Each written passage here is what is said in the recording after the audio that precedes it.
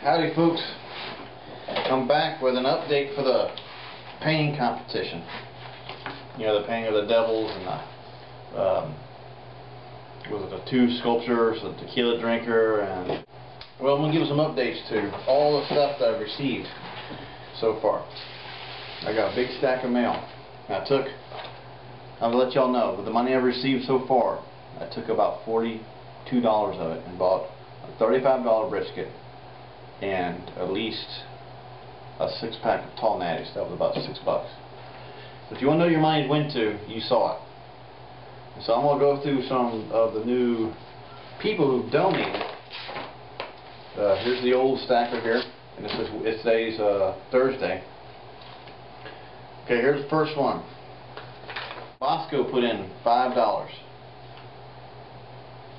He put in something right here. $5 for Bosco, 5 tickets. Bud and Dave put in $5. Then we got a guy named Bailey. I don't know if I should use your last name, but he put in $6 and bought a canned ham already. Good guy. And then $1 from Bumblebee Studios, and she sent me a whole bunch of stuff, a bunch of little neat things. $1. And then I got this real special one right here. Let's check this out. I mean, look at this. Good Lord, this guy Kevin. And I got, not only that guy, I got a $15 ticket buys. This guy also put in $5 for beer donations, which I'm gonna get a letter out to you. But look at all this stuff he got. He didn't just include this. He included the movie Snakes on Planes, and then all this other cool stuff like Jesus Never Fails, little tag there, you know. What else is in it? This great little package. The New York Cozy for my beer, you know. A feather. And then oddly, he included googly eyes. I don't know if this is some kind of weird insight, like he's fucking with me or something, like fucking with me. I got googly eyes. And then I got, this is really cool, he even had a little drawing and this cool little letter. Yeah, I'm going to write back to this guy. He's a guy that's a badass. And then Friday the 13th, which I thought, and there's some really neat photos. I don't know if y'all can see these things. Some photos. But you know, let's talk about Friday the 13th. I thought this was really interesting because he included a DVD of this. There's just one DVD that's influenced a shitload of what I do. One of the most influential movies. I swear to God, I could probably write a good review. It's Friday the 13th Part 3 in 3D. I have it. It's gone. I don't know where it is, but I used to watch this. This is one of the first horror movies I ever watched. And what's really cool is that barn scene in there. I don't know why, but that movie, the soundtrack to it, even though it's a real cheesy movie, the soundtrack to it, the gestures, the director of this thing, I don't know. This one really had an effect on me. Male psyche interpretation of what this movie is about. You know, because it's got some interesting points to this. There's something about this movie that's just a little off. You know, it's kind of like movies like, I always like the movie, since I'm posted that whole painting up on eBay right now, you know, the Exorcist movie. You know, a lot of my work is kind of like fan art, and I get all into certain movies and make work around them, you know. So, what's coming up? Friday the 13th.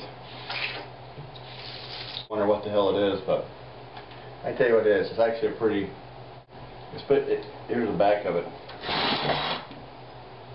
Piece of sculpture. Welcoming you to her new home. Saying, I want you. Come and join me. Texas gold on it, made out of old tin cans from the desert, wood glue, little key here. You know, so that's kind of a love sculpture. And but this Friday the 13th, let me tell you, I got some doozies coming up. I started researching the whole idea of what Friday the 13th is. You know, Friday the 13th is kind of like a warning. It's a paranoid warning sign that bad things happen.